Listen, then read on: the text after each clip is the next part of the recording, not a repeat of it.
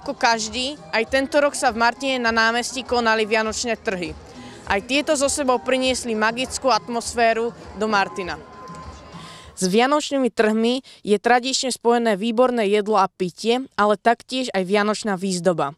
Ľudia prišli, aby si nielen vychutnali príjemnú predvianočnú atmosféru, ale aj vôňu tradičných pokrmov a nápojov. Na atmosfére počas vianočných trhov sa nepodielajú len ľudia, ale aj pekné zimné počasie. Čo sa vám tu najviac páči?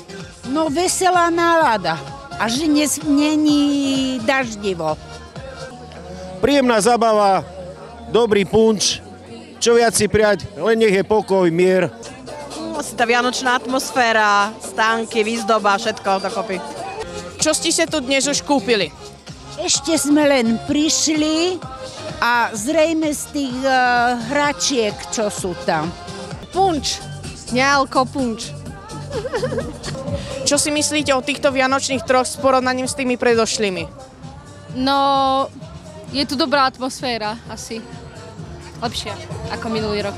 Ja si myslím, že tieto vianočné trhy sú veľmi pekné, takisto ako boli aj minulý rok.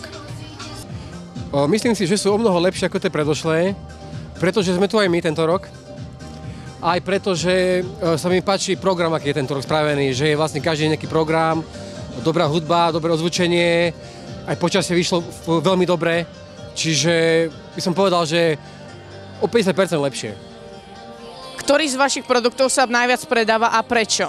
U nás sa predávajú viac menej, vybrali sme produkty, ktoré sa predávajú najviac v našom obchode na severe v Zrnku, ale dneska sa predávala najviac klobáska, ktorá je od ňaňa z Ivachnovej, populárna veľmi, a taktiež máme tu aj nejakú slaninku, medy a máme tu aj lokálne veci, čiže naše produkty sa predávajú samé, lebo sú lokálne.